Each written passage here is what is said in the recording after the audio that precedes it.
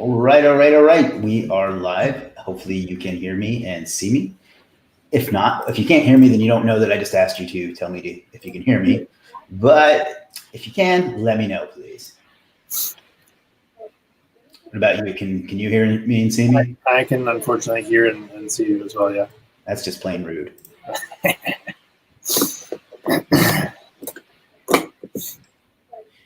I will give everybody a minute to come on, and then I'll have you, for those that don't know, I'll have you introduce yourself a little bit, and then just get into it. I'm realizing I have to work on the lighting in this room. It's wrong side. It's affecting the light is bouncing off my bald head. Not a good look. Fortunately, I will not have that problem ever because my hair is awesome. Yeah. Can't win them all. My grandfather actually had hair well into his 90s. Really?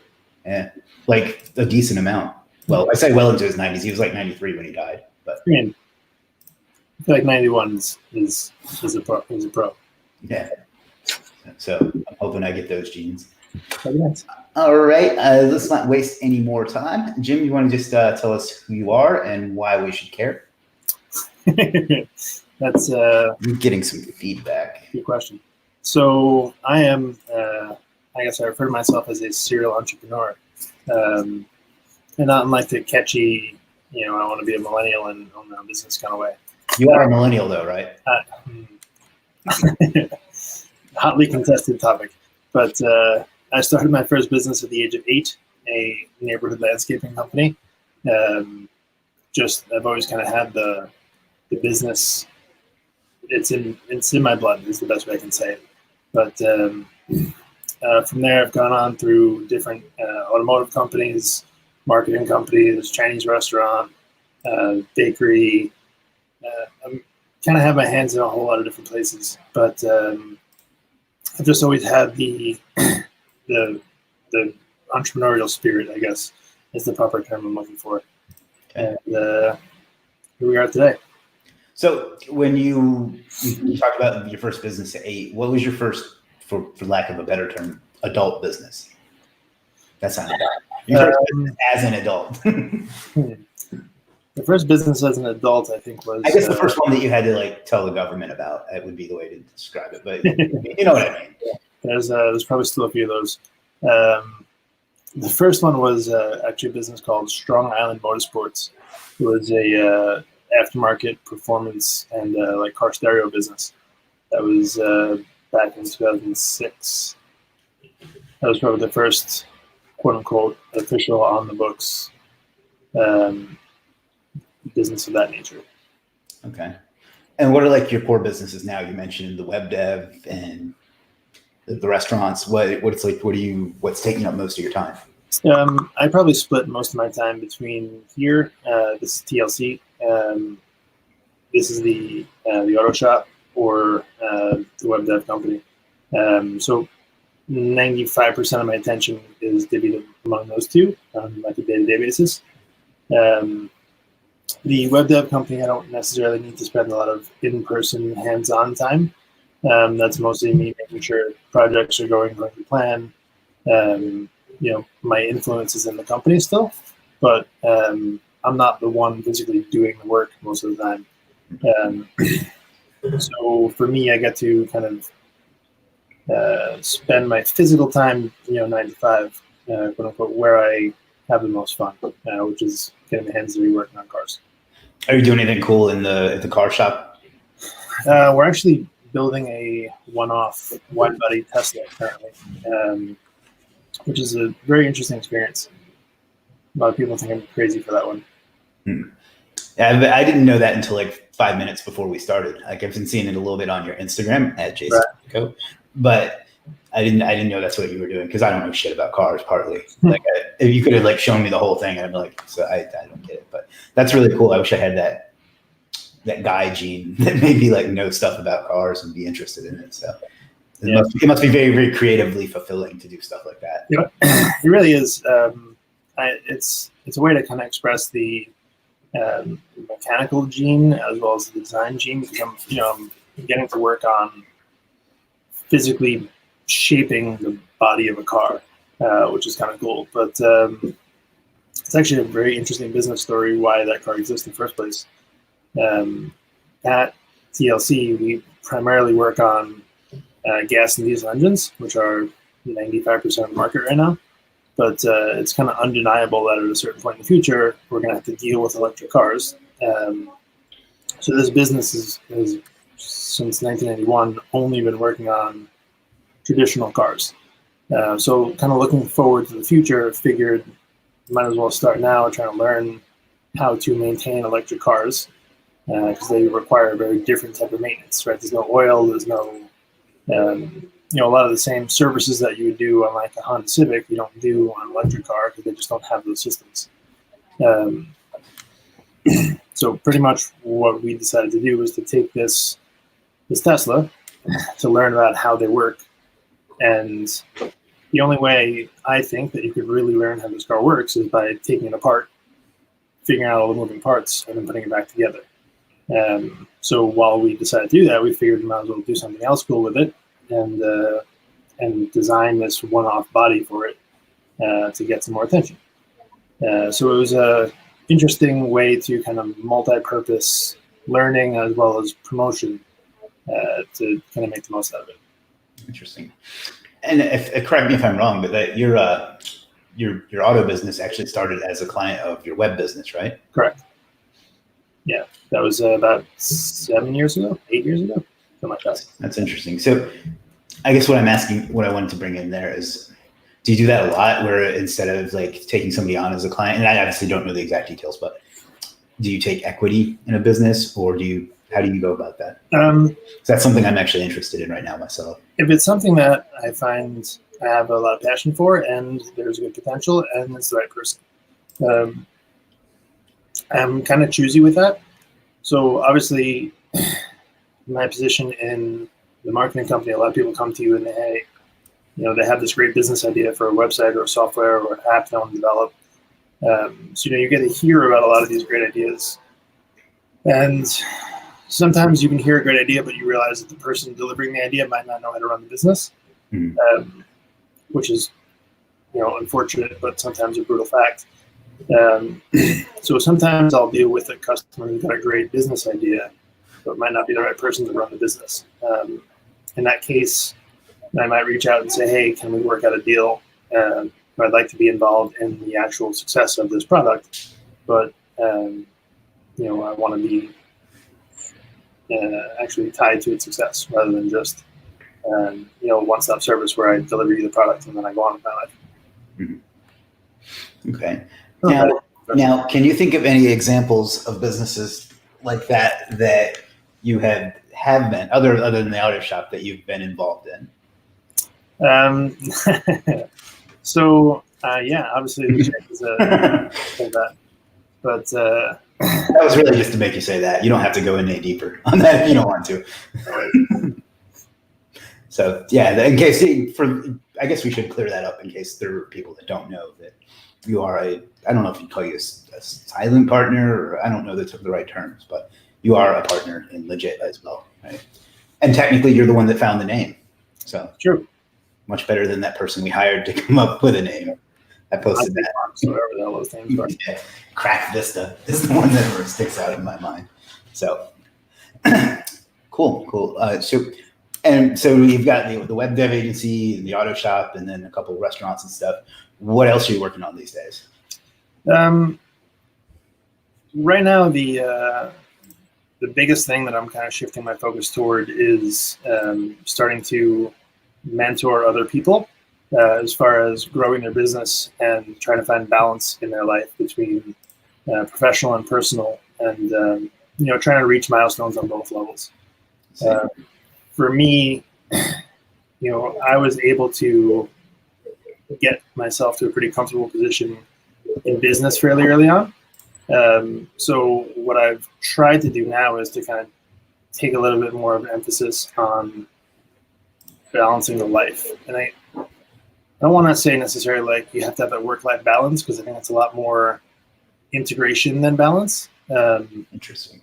But work-life balance is just a very popular, trendy term a lot of people talk about. Like it's this elusive thing that they're trying to find.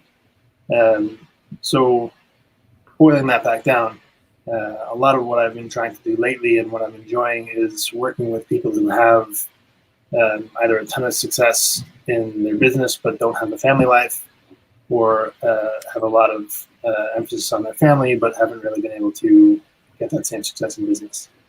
So trying to take some of the lessons I've learned throughout the years and work with these people to come up with different ways to solve those problems and keep growing. Interesting. The work-life balance thing, I agree that it's like a cliche. Usually people that I hear say that want to work less and do more, right, other things, instead of actually realizing that balance doesn't mean that it's like this and it's right, all fun and the work. Balance means even, or at least proportionate. So I like what you said about integration rather than balance. I think that makes more sense. So yeah, I mean, obviously it's kind of hard. You're not going to, come into a scenario where you can work a 9 to 5 and have 8 hours of work and have 8 hours at home. It just doesn't usually, the timing just doesn't mesh, right? So you're not going to work, you're not going to be home at 5:30 until 1:30 in the morning, spending time with your family. They're going to be asleep. I don't know if you did the math there, right? But, you're not going to have, just like in the traditional work week, you're not going to have the ability to physically balance everything 50-50. So you got to kind of find ways to integrate your hobbies and your life and your family into your work. And I think as an entrepreneur, you get that opportunity a lot, whether it's, taking meetings at other places and bringing your family with you, or, there's 1,000 different examples, but I think it's a matter of just trying to keep that on your mind and find creative ways to tie those things together. Yeah, I actually always marvel at how you do that because, I know you have a family, you have a wife and 2 children who are both quite young. What, they're like 5 and 3? 6 and 3. Yeah, that's close. Tell Joseph I'm sorry that I aged him down. No worries. But all I have is 2 cats, and I feel like I can't keep up with the personal side all that much. So right. I don't know how you do it and stay married. So I think it's a lot of work, but to me, I look at it almost the same way as having a good business relationship, right? You got to be able to trust your partner. You got to be able to delegate tasks. You have to have good communication, and you have to make sure that when there are problems, you address them head on. Yeah. So I think that's something that takes a lot of time. And in full disclosure, my relationship with my wife now is the best it's been in a number of years. But getting up to this point, there were definitely some rough spots where, it's, hey, you work too much, or hey, I need you to remember to put the garbage out instead of remembering this, and this about a client. And I think it's taking that stuff seriously. But that's actually something I'd like to ask is how, and I don't want this to sound disrespectful to anyone, but when you have, a $15,000 deal you're working on, how do you please remember to pick up milk on the way home as seriously as that? That's something I haven't had a relationship in a while, but right. I know that's something that I would struggle with. And I know it's disrespectful to someone else to not take what they have, what's important to them as important to you, but how, do you have any advice on that?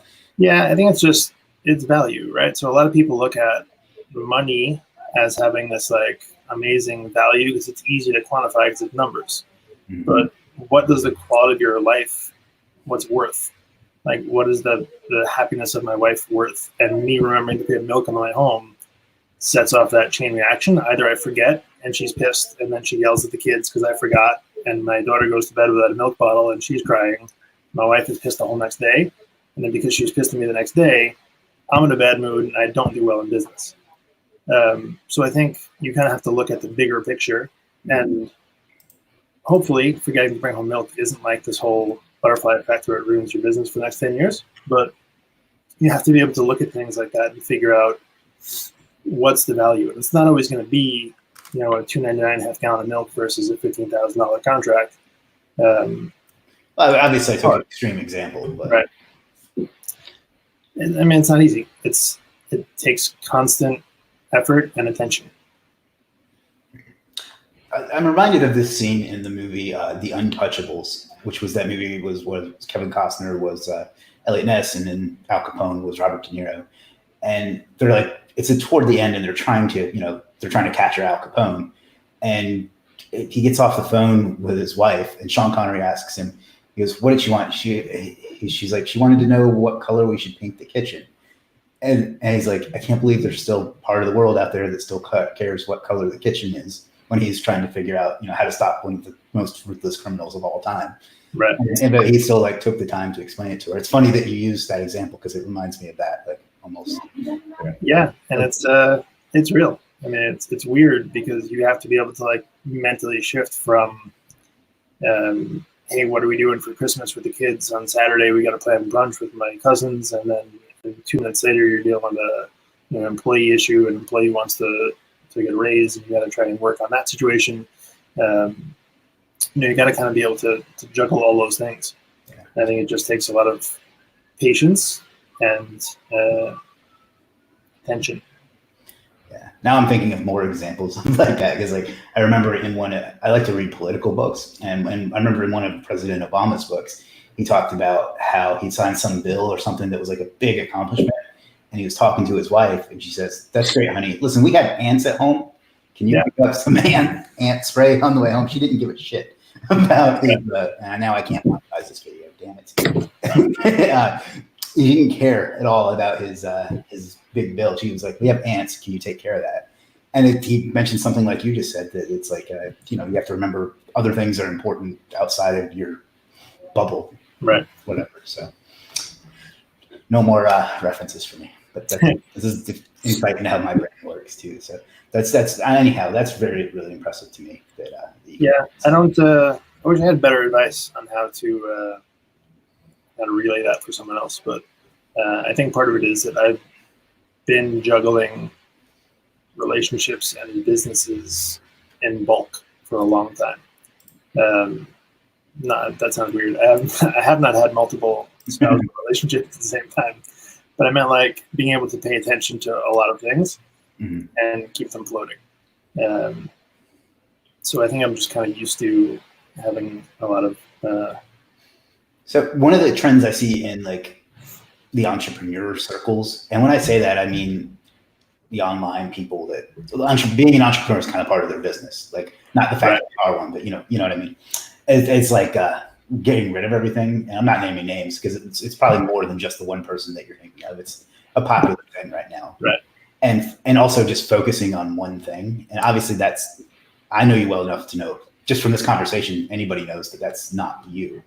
Do you think that's without value, or do you think it's better? I mean, it depends on what your personal priorities are. For the example we're talking about here, that person doesn't really have a family life per se, where they're not setting a legacy for their children. Mm-hmm. So to them, if their entire focus is on growing their business and they want to be able to grow a business that's going to do X, Y, and Z in the world, then that's fine. For me, the legacy I want to leave is more of an impact on my family tree that's going to last for a couple generations. So what I look at is not, how do I want to explain it? Someone like that may say, hey, you don't need a nice house, you don't need a nice car, you need a computer and a desk and a window. That's all you need. To me, I like nice things. I work hard. But I also think it's important to show people that it's possible, especially my kids. So, if I'm able to go on vacations and have the cars and the houses and whatever else is going on in my life that I've earned throughout the years of putting in that hard work, I think it's important that, my children see Daddy gets up in the morning, Daddy goes to work every day, and as a result, we get through this cool stuff. So, and that's personal. I'm not saying it's the right way, the wrong way, but it's your way. It's my way. That's interesting because I'm not as extreme as some of the people that we're probably talking about, but I also probably am not going to have a family of my own. So for me, leaving something that has one of my big goals is to improve as many other people's lives as I can, because I'm probably not going to have a family of my own to do that for. So that's how you talk about legacy. That's what it is for me. That's one of the things I want to do with this. Right. The more people instead of having my kids being able to go on vacation and stuff like that, I have people who can live life the way they want to through things that I or we create. So yeah, I think it's important. And in one of my private groups, I taught one of the I hate to say lessons because that sounds like it's me giving information. One of the topics that we talked about was having an end game. So even when you have what I see with a lot of people that have a business is they may have a good business that's making them money, but it's not going anywhere. And what I mean by that is it's not leading to any one thing other than just paying the bills. And then maybe that's fine, but I think that you need to have a end game for where your business and your life is going. So then you can reverse engineer everything and have everything you do lead to that in one way or another. So yeah, and I mean it's important too. I think not making money shouldn't be like the ultimate end goal. And I think a lot of people who just are focused on money get to a point pretty quickly where they burn out, or they're going to go and they're going to chase the next big hit, and they're going to kind of keep abandoning the success they made to get the next big payout, which might be great for a couple of years, but it's not ever going to hit that legacy point. Mm-hmm. Well, and there's a point when, and this is probably people that don't make the money they want to make are probably going to get a little annoyed when I say this, but there's a point where more money doesn't matter. Like, yeah, it doesn't improve your life anymore over X. What the number's probably different for different people, but right. Like if I made $50,000 a year less than I make right now, it wouldn't change my personal lifestyle that much at all. Right. It would change how I did business a little bit, but yeah, I mean, it changes the decisions you have to make. But I think it's important to realize, like, a lot of people get stuck in thinking that they need more money to do something, or if I only had an extra $300 a week, I can do X, Y, and Z. Mm-hmm. But it's, it again goes back to money is just a number and it's assigned value. So if you could do something else in your life that provides X amount of value for someone else, you might be able to get that same thing with $0 in your pocket. Relationships, here's a good example. Let's talk about Legiit. If I wanted to come on as a partner and buy a portion of Legiit versus I built a long relationship with you over a $16 service, the value that I like to think I added to your life over the course of 3 years was not any dollars, right? There's not a lot of stuff that I did that I ever charged you money for. But without having to ante up dollars and cents, I was able to build this relationship with you where we're here today. So it's not like I needed money to get here. You need to be resourceful and figure out ways to kind of get the things you want in life without having to, if money's not an option. Yeah. I mean, to be clear, we're not being like hippy dippy about it. You do need the money and you do want to make it money. Part of the money is just keeping score on what you're doing is working too. At least that's kind of how I look at it. But I didn't want that to come off like, we don't really need money. Of course you need money, but it's not the only thing. I always use excuse me, like people because like digital agencies are really popular right now.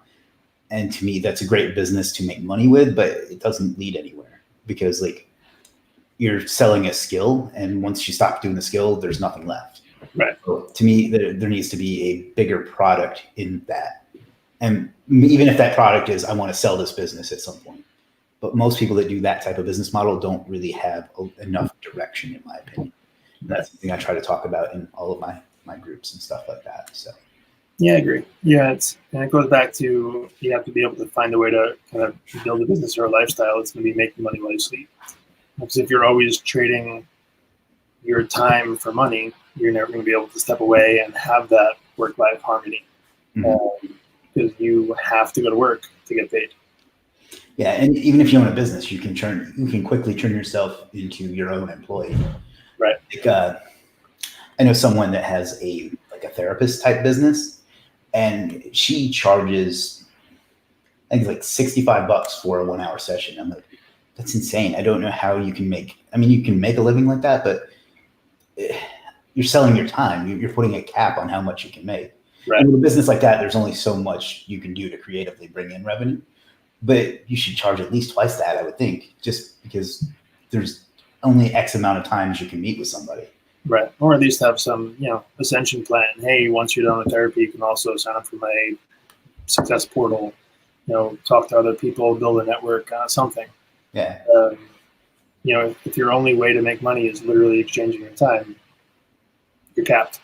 Yeah, exactly. And I think that some people that do that, even in businesses, are used to thinking like employees. Like I go in from 9 to 5 and I do whatever work I have that day, and then I go home. Right. Maybe there's nothing wrong with that, but it's not good enough for me. Yeah. And I agree. I feel like I'm judging it. Maybe that's fine for some folks, but it just doesn't work for me. I learned that back when I was doing outreach for like client outreach too, like to prospects.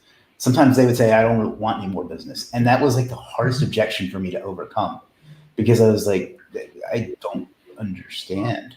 Why don't you want more? So, and sometimes that was just to get me off the phone, but sometimes it was genuinely people who are like, I'm happy with where we are and I don't want to expand. So, yeah. I talked to someone this morning, a locksmith, who I called up, emergency situation. He's like, all right, I can come next Wednesday. I'm away, so I won't be able to do it before then. I was thinking, so you're away and your entire business shuts down. You have no ability to produce income because you're away. And, you kind of juggle it because it's nice to be able to shut off and to go away and not have to worry about anything. But on the same token, you're not making money while you're not working.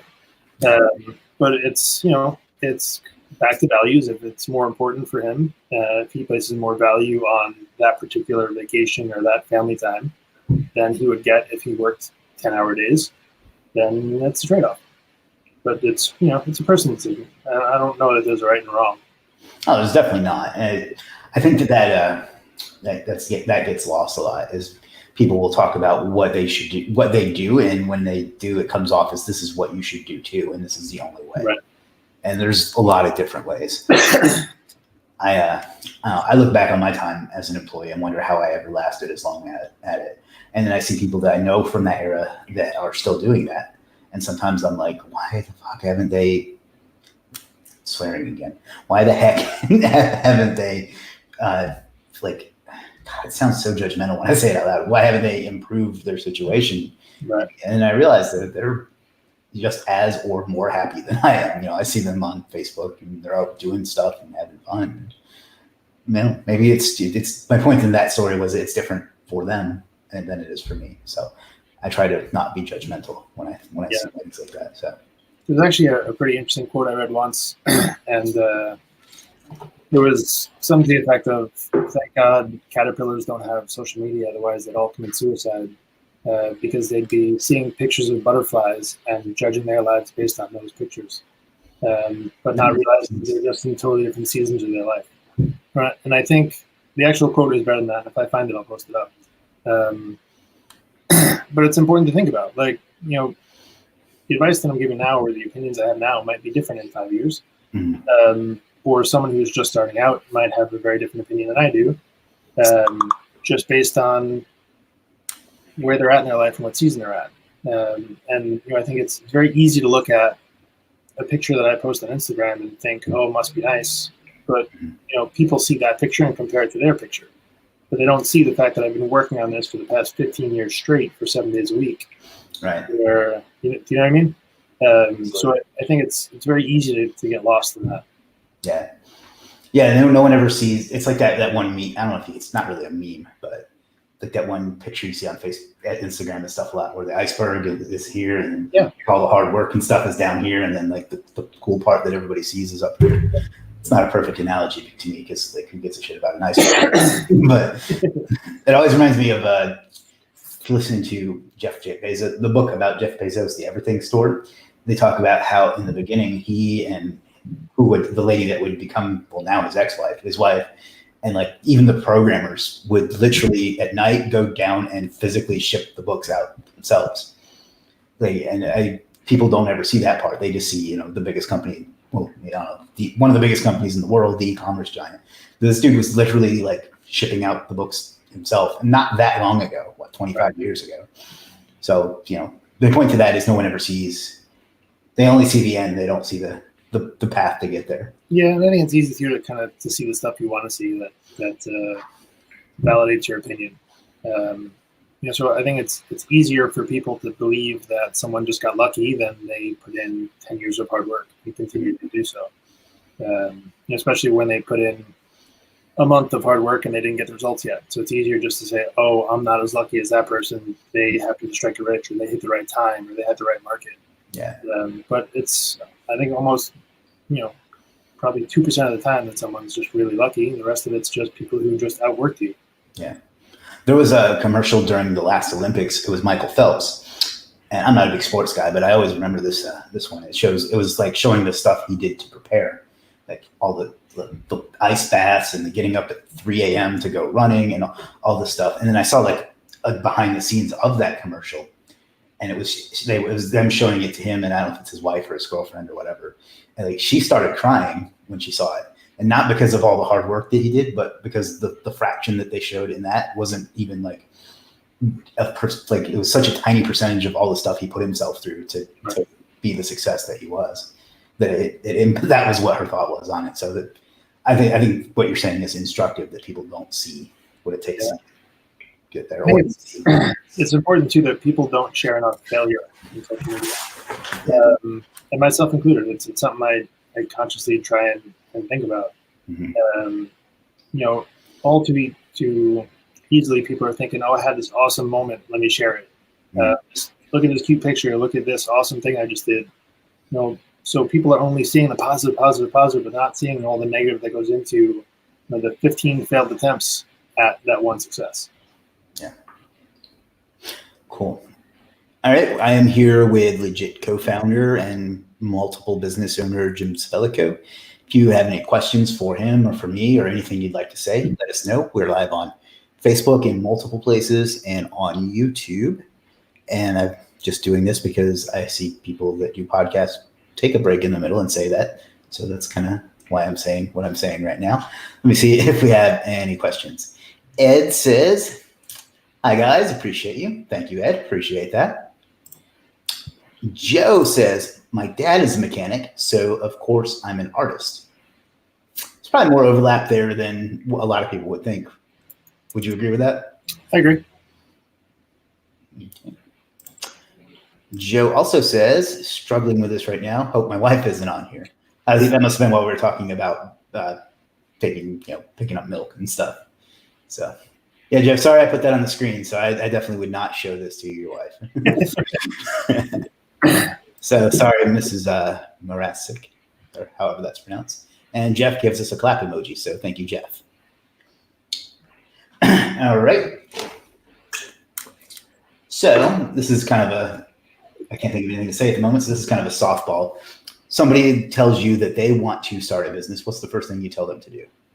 Go on Legit. That's silly. Broader than that, but. So, I think it's so hard. It really depends on the person. I don't know if this is a universal answer. It depends on the person, it depends on the business. Some people really have that innate need. I think that the people who aren't born entrepreneurs really need to go out and spend 3 days planning and write a business plan and look 5 years down the road and, come to terms with, is this something they want to deal with? Whereas the people who are, born entrepreneurs or have that, spirit in their blood, I think can go out tomorrow and make money without any plan.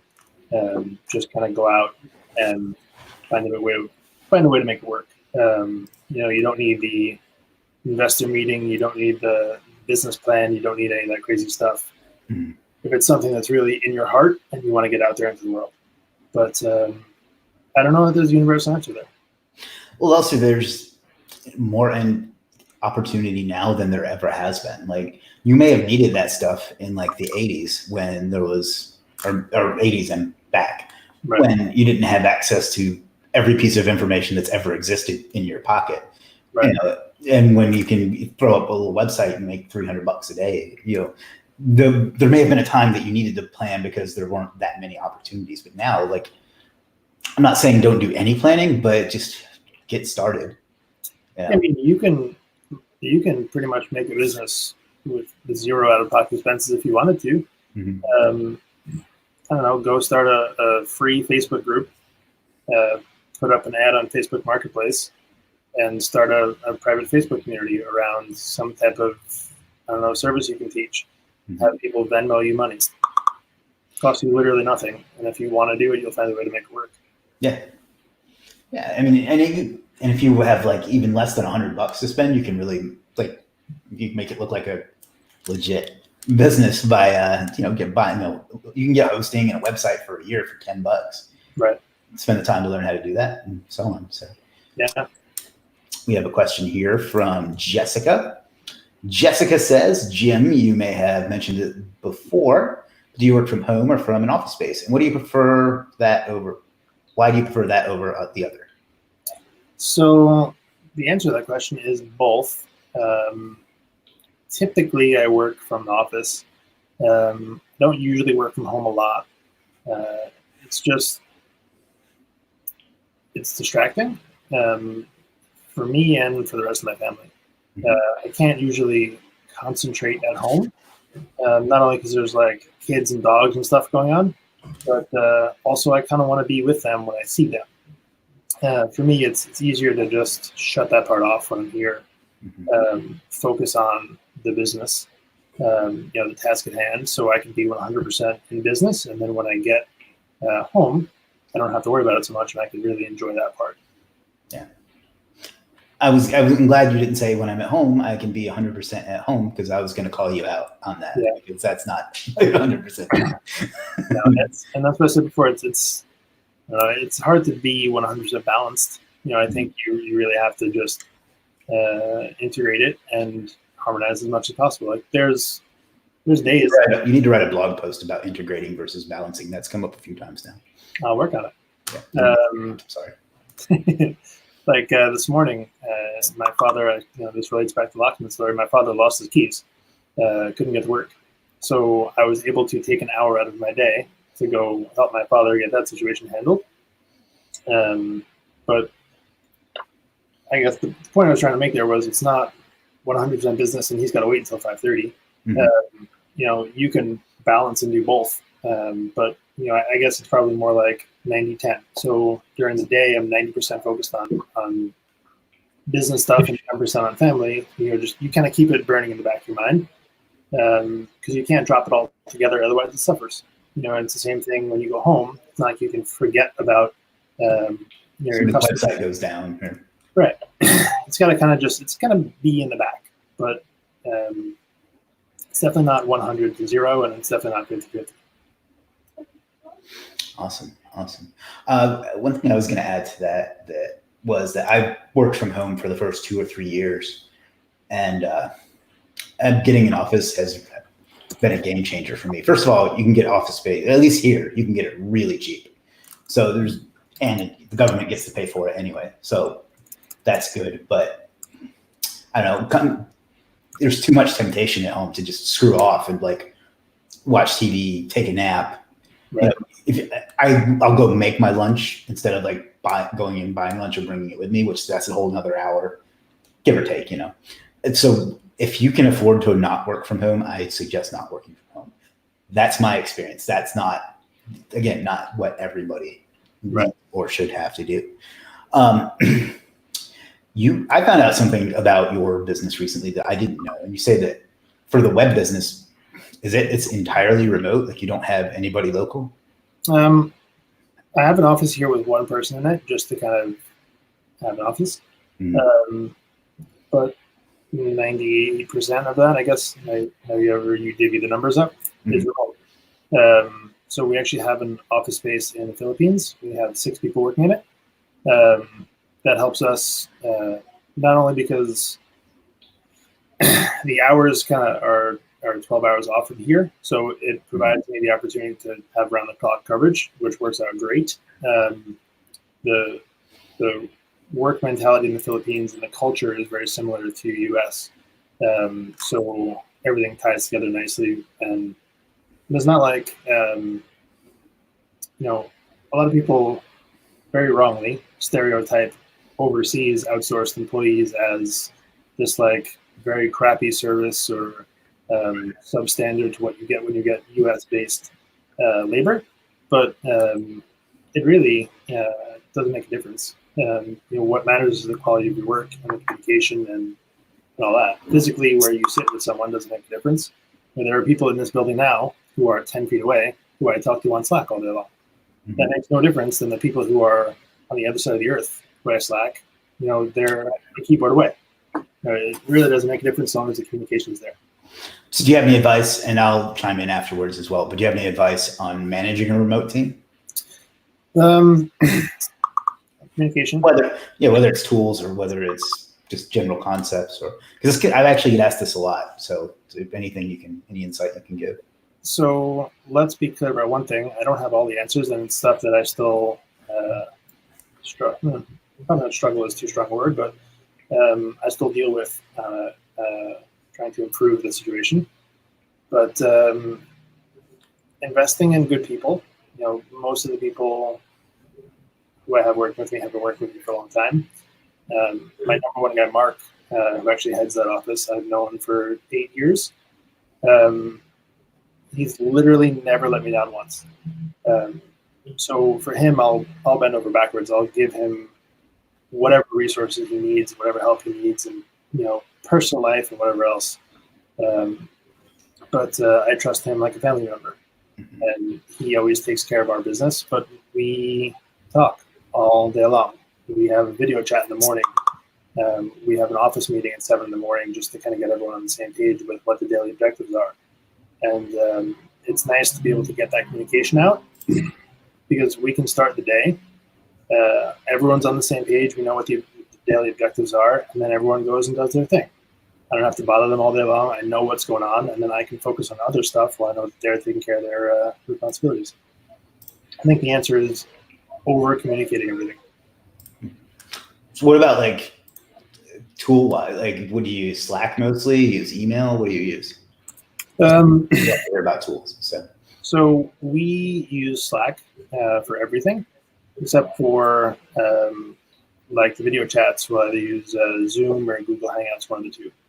But for the most part, all communication goes through Slack, or obviously phone calls. The random text message here and there. But our morning meetings will be using Google Hangouts. That's interesting. We use Slack a lot too. I have a diverse amount of time zones that I have to deal with too, and it actually does end up being an advantage because there's somebody's always awake, more or less. But yeah, I think communication is the key thing, as you know, that I've been working on with the team, and we're going to start doing live stream calls, whatever you want to call them, as well. So I think that's very helpful too. So. I don't know. And that's something it's been a big challenge for me because when I got into this, I just wanted to make enough money to take care of myself. And I never envisioned being, I don't want this to sound arrogant, but the head of a company, the person that people look to for the answer. I never pictured that. So I'm making this shit up. Damn it. Making this stuff up as I go. But it's very important, otherwise you're just going to have people you're paying sitting around not doing anything. Right. So it's I'm laughing that was my buddy Pete. He's the service advisor here. What's funny, and this relates to what we were just talking about, is he is that person that loves to talk. He will sometimes open the door just to tell me some whatever kind of funny story or whatever. But I usually try and concentrate on 45 things at once. Mm-hmm. So what I found funny and relatable is he sits 10 feet away from me. All the time he'll come in to try and tell me something, and the response will be, Slack it to me, I'm in the middle of doing something else. Slack me, tell me that way. That way, when I'm done doing what I'm doing, I can focus on what you asked me to do. Yeah. But it's just funny that people look at employees on the other side of the world if it's a bad thing, and the ones who sit 10 feet away, you're yelling at the stuff with you in person. You want them to do it instead. Yeah. Personally, I don't like any non-written form of communication because I'm not going to remember it if you tell me it in the moment. Not necessarily, but there's a chance I'm not going to remember it because, like you, I have that many things going through my brain at once. Right. So this is going to get me off on the little thing I can't stand that seems to be getting more common is people that send you a message in Facebook Messenger, but they do the voice recording of it. that drives me fucking nuts because it defeats the whole purpose. Right. Like if I wanted to talk to you, I'd call you, or you could call me. Yeah. Don't call me because I don't like to talk on the phone either. But anyhow, having it in writing is very important, and you can always reference it later. Hey, remember when we talked about this? Yeah. So absolutely. I think it's a struggle to try and figure out what the best solution there is, but it just takes constant work. Like I actually had to spend 15 minutes on the phone to turn off voicemail because people call me and I'm always doing in meetings, on conference calls, or concentrating on something. Mm-hmm. And I don't love phone calls because a phone call says, hey, take my attention now. Yep. But I'm very protective over my calendar. So if you want my attention, I'll give it to you, but it's going to be a time that we both agree on. Yeah. Otherwise, you're taking my attention away from another customer, and you wouldn't want that done to you. Right. You weren't part of my plan for these X number of minutes. Right. So it sounds rude to some people, but I think when it's explained properly, they get it. But the point of that was, I think you have to be proactive in teaching people how to interact well with you. So if you kind of lay out the ground rules, don't call me, email me, Slack me, that's how you'll find me. And you're responsive to it, and they get what they want, then they don't bother you. For the most part, yeah. I have certain people, like certain clients that anytime they have a question, they call. They just will not email. Right. I love you all. Thank you for giving me money, but I really can't stand that. Because it's not fair to whatever I'm working on for them to just barge in. Like I used to have this job in a telecommunications company. I had an office, and people would literally just walk in and start talking about their problem. That used to make me so mad because it's so arrogant to assume that what you have to say is more important than what I'm doing right then. Right. So that was my long shoe way of saying I agree. Yeah, and I think it's important that those people understand when you're concentrating on their business, you don't want someone else doing that to you because it takes away your attention from them. Right. But it's hard. A lot of people, you also have to realize that to that person, what they're dealing with might be a level 10 emergency. To you, it might be a level 1. Right. Not only in the severity of their business, but seasons of life. Some people handle stress very differently. If someone's going to call me and tell me that they got sued, to them it might be a big deal because they've never gotten sued before. But if you've gotten sued 15 times, it's more paperwork, more headache, then you don't really care as much. Yeah, the occasional cease and desist is like part of life when you're at a certain level. So, and that was one thing I did. People not appreciating your time. Like when I worked in IT support, one thing that used to make me cringe is I would go and I'd help somebody and I'd fix their problem, and then they would say, "While you're here, we've been having this other issue." Right. That used to make me mad because what you're saying is it hasn't been important enough for you to call and tell me about it until now. But now it's more important than all the other people that are lined up behind you because you happened to see me. So try to be, I'm telling, be considerate of your IT people. Yeah. It's kind of more of that. The worst. Oh, hey, when you walk down the hallway, do you have a second to help me with X, Y, and Z? No, I don't. No. Yeah, when I worked in the warehouse at Circuit City, if I had to go to the sales floor, I had routed the path of least customer resistance because I didn't know how to help anybody, and I didn't want to. If I did, I would have been in sales and not in the warehouse. So let's see. Kieran says, if you only had $100 to spend, I'd spend it on 1 hour with Chris from Legiit. Thank you, Kieran. We actually had a call, I think it was last week, and went very, very well. And that's actually something I've started offering recently after people asking me for it for a long time, is to do one-on-one. I feel so arrogant saying that, like consulting, coaching, helping people, but it's something I'm enjoying, and I think people are getting a lot out of it. So check that out. I think the stigma there is that people assume a coach has to be better than you, but they're different. So it's not that if I coach you on something, it's not that I'm better at it than you. Mm-hmm. It's just that I've been through it before. So, I have the experience, and it doesn't necessarily mean that I'm smarter or I'm better, but it's someone who's gotten that experience and knows what it's like. I think that if people thought that way about working with coaches, then they might work with them more. One thing I'm finding on a lot of them is they already know what to do, and it's almost like they're just need someone to tell them to do it.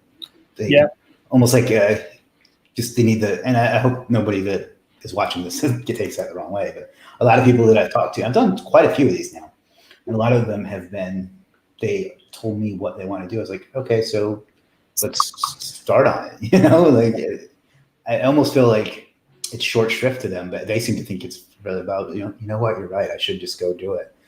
So it's like almost like they need to talk it out with someone. And I do that too. Sometimes they're like, I know what to do. And I'll be like, how do you think I should handle this? And you say exactly what I thought I should have done.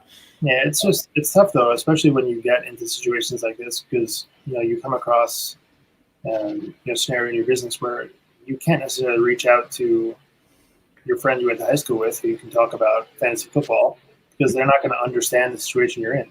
Mm-hmm. And, there's not a lot of people who really, truly understand or are one season ahead of you who kind of know how to give that advice. So it's hard to kind of have that person to reach out to, but, you're in that situation by yourself. You don't want to make the wrong decision, but you don't really know how to, find someone to affirm it for you. Yeah, and unfortunately, a lot of bad actors in the coaching and help space have poisoned the well for a lot of people that really would want to help. So that's another reason that I think people are resistant to that. Is there've been a lot of, I hate this word, but there've been a lot of scammers in that industry. Yeah, well, you get the people who want to sell themselves as a guru and sell you their $1,500 course and promise you a better life, but it's again, it goes back to what we talked about before, the people who are in it for the money and not for, being a legacy. That's probably something that's interesting, I think, in your case, because I'm going to wager that most of the people watching this have never heard of you before. Okay. And that's because, and I don't mean that as an insult, that's because you don't put yourself out there as something like that. Right. I probably do to some extent more than you do, but it's because you're busy doing it. And there's nothing wrong with I think one of the most noble things a person can do is teach. And there's nothing wrong with taking time to teach a skill that you've learned, but you should do it after you've learned how to do something. So, and the reason that you don't have necessarily, this is another term I hate, a following, is that you don't put yourself out there like that. But I think that may diminish, people may overlook the value that's there. If they gets the most likes on their post. Right. Yeah, I agree. It's and it's something I've never really proactively worked on, building that brand. Social media wise, I'm probably most active on Instagram. If you went to look at my Instagram profile, which I could throw up a link to somewhere, you'd look at the feed and see a bunch of pictures of cars and of my family. If you pay attention to the stories, you'll see what goes on in the course of the day, and it's business stuff. It's another one of those balance things. But a lot of people don't see the behind the scenes stuff, and I don't really know the point I was driving out there, but it's that you're not necessarily a influencer or a public. Yeah, I don't really try to be. I don't know. I think I'm gun shy because I know that a lot of people oversell themselves as some kind of guru with that $1,500 course, and it always rubbed me the wrong way because it's not value. So I think I've been shy. Thank you. I've been shy to kind of go that route because I just don't like the stigma that's attached to it. Mm-hmm. It's very emotionally draining after a while too. Like, I guess I've kind of ended up being that way to some extent. I never set out to be. It just kind of kept and I'm not trying to make it sound like I was powerless in it, but things just kind of kept happening that pushed me in that direction, and it's worked out well. I enjoy it now, but truth be told, I would much rather just sit behind my computer and run some ads all day. Although I do enjoy doing this sort of thing, but I don't know where I was headed with that. I guess I agree. It's kind of the point to that. So, I guess I guess what I'm going to say, I've heard that I've run ads before, and they're like, well, why haven't I heard of this person if they have all the success? So it's like, because they have all this success. Right. they don't. You know what I mean? They don't do that. Like, he's gone a little bit off the deep end, but Becker likes to talk about nobody knows who the CEO of Slack is, or of Stripe or something like that. And that's, I think, a valid point, because they're not out there making YouTube videos and shit. Right. The only top level CEOs or super successful entrepreneurs are the Elon Musks and the Jeff Bezos and stuff like that. And that's because they're public. But Yeah. Business Blueprints says, what's up? What's up? What's up, Business Blueprints? I hate how YouTube doesn't have like a name that I can talk to. That was from YouTube. So we've been on almost an hour now. Do you have anything you want to talk about? Do you have any things coming up, or what do you, anything you want to say? I don't know if there's anything super important aside from the stuff we've been chatting about, but I definitely am starting to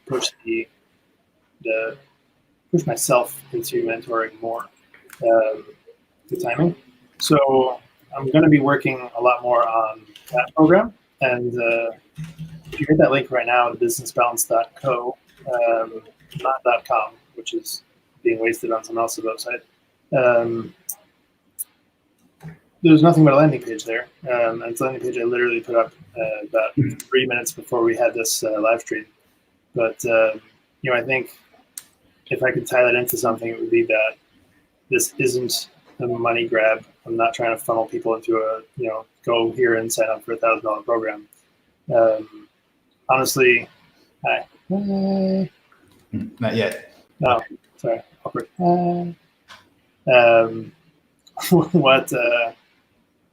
What I'm doing right now is I'm putting together the program to try and figure out exactly what kind of value I want to deliver to people and how to structure it and how to make it work that's going to provide value without making it that scammy guru money grab thing. So I guess what I'm trying to say is I don't have any idea what the hell I'm doing yet in that mentoring program, but I know that it's a good thing for people and I know it's something I enjoy. So right now I'm kind of just working with a couple select people while I figure out how exactly I want to work it. Obviously, my time has some sort of value. How much that is depends on who you ask, but we'll figure out a way to make it work. But it's it's something that I want to do, and it's a passion project. But I think that kind of speaks to doing things that you want to do for your legacy, not just to make a quick buck. I think that's a great way to put it. So we got a couple minutes left. We got James says, "Hey guys, missed the first 50 minutes. We'll for sure watch it after the wraps. For sure. That's one of the beauties of live stream is that you can watch them anytime." So let me ask you this: do you have any what I would call hobby businesses? So I still like when I got started, I wanted to be an affiliate marketer. Well, and to me, it's not where I ended up going. But I still have my affiliate sites I like to work on, and yeah, they're there. The goal is to make money with them, but it's probably the thing I enjoy most in my business in the sense that it's just fun. Do you have anything like that? I have a camping business called Take Me Camping. That doesn't make much money at all, but I enjoy writing the blog posts. I enjoy going outdoors, and I think that's actually a really good tie-in. I started it 3 years ago because I really enjoyed camping with my family and spending time outdoors together, and it was a way for me to make a business out of something that I could also do with my family. So we can go on trips, and I can use that same content for stuff on the blog, and also having these incredible experiences with my family that I might not have otherwise. So I think that speaks to being able to kind of integrate your business with your personal life and finding different ways to make them work together. That's definitely one of them. Awesome. Yeah, that's kind of what mine are too. It's just little websites about. I don't really have any hobbies anymore, but about hobbies that I had at the time, and I don't know. It's just something I enjoy doing. So yeah.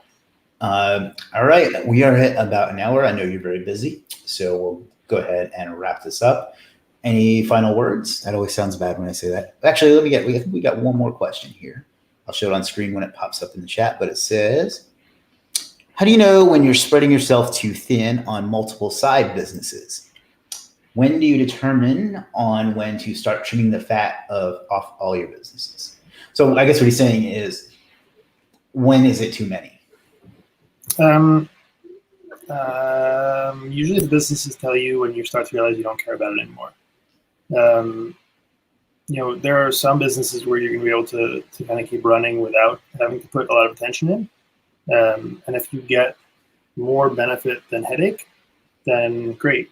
But if you start to get headache after headache after headache, and you realize my heart's really not in this anymore, I'm getting nothing but problems, I don't even care about fixing them, then I think that's a pretty clear indication that you got to kind of steer away. But I think it's a lot of paying attention to maybe more being self-aware. At the end of the day, recapping what your day was like, thinking about the stuff you went through, kind of touching base on all your businesses and seeing where the problem areas are, what you can improve on tomorrow. And if after the course of a week you realize, hey, I'm getting problem after problem in this one area, you rather need to focus on it and fix it, or focus on it and get rid of it.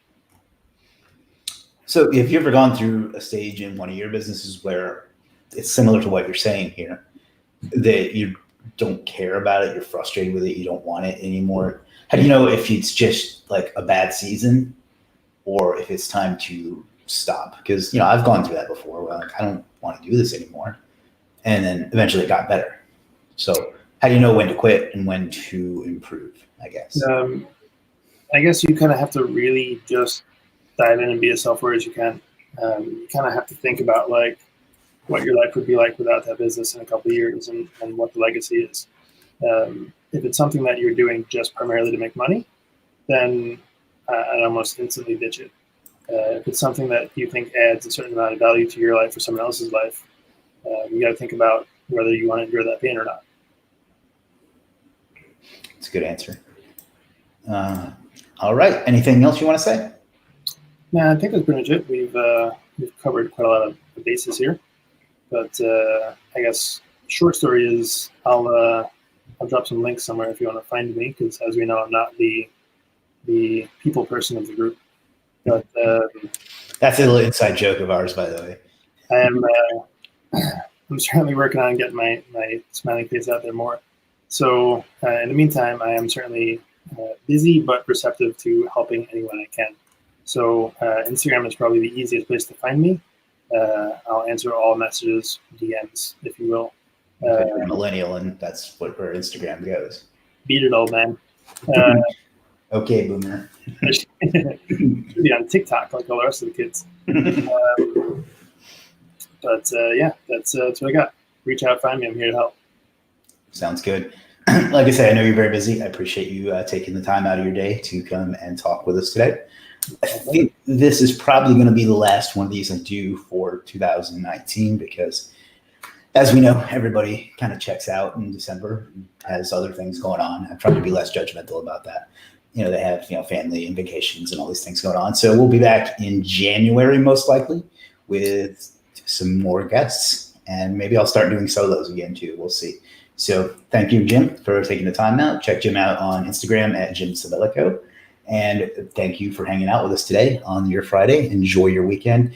And most of all, figure out what you want out of life and go out and get it, because you owe it to yourself and you owe it to the world. Talk to you soon, and have a good one. See you.